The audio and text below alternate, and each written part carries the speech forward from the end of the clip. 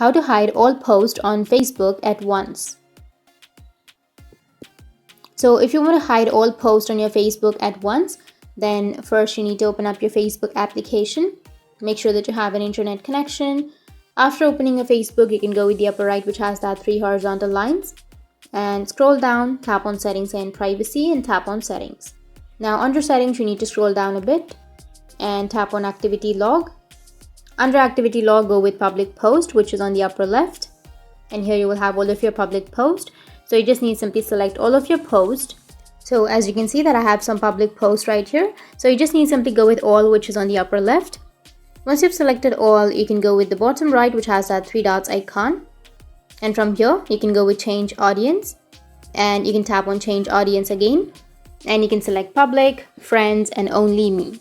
So select only me if you want to hide all of your posts. And once you tap on only me, all of the posts that you selected, that's it. And if you have any questions, feel free to comment below. Thanks for watching.